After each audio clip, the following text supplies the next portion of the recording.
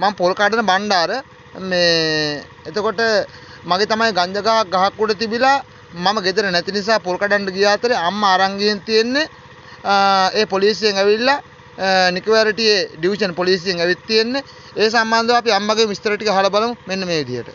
හරි අම්මා කියන්න. මට ඇවිදින් කීවා පුතාට කෝල් කරන්න කිව්වා පුතා ගෙන්නන්න කිව්වා. මං කිව්වා පුතා ගෙන්නන්න පුතාගේ ෆෝන් එක වැඩ කරන්නේ නැහැ. ඒ හින්දා ඉතින් මොකද කරන්න කියලා හුඟක් රෑ වෙනකල් හිටියා. ඒ ඉඳලා ඉවරලා ආපු ත්‍රිවිල් එකේ 3 දෙනා ඒ 3 දෙනා මේ ඊට පස්සේ ඩිට් එකට කෝල් කරනකොට ආවේ කැබ් එකක්.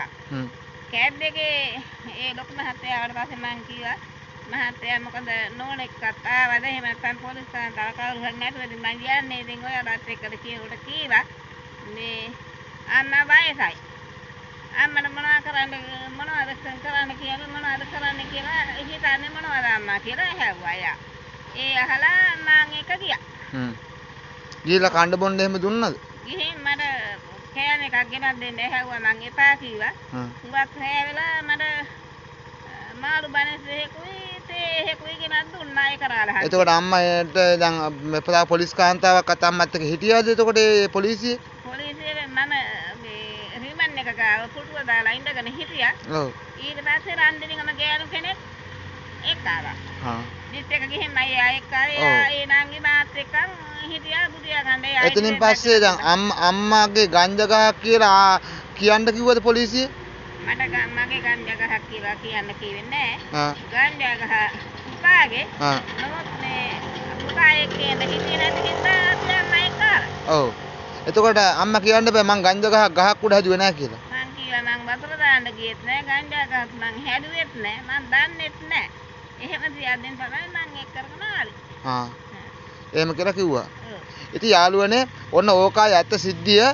මේ ඉතින් අම්මට අවුරුදු 65ක් වෙන වයසවත් බලන්නේ නැතුව තමයි ඇවිල්ලා ඔන්න ඔය විදිහට අම්මව අරන් ගින් තියන්නේ නිකවැරටියේ ඩිවිෂන් පොලිසිය.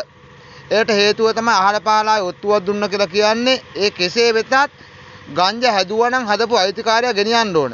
ඒතර ගංජා ගහක් උඩ තියද්දි මේ ගහ උඩට නගින්නේ කවුද? වතුර දාන්නේ කවුද? මේ ගංජා ගහ නඩත්තු කරන්නේ කවුද කියන එක පොලිසියට බලන්න ඕනකම තියෙනවා.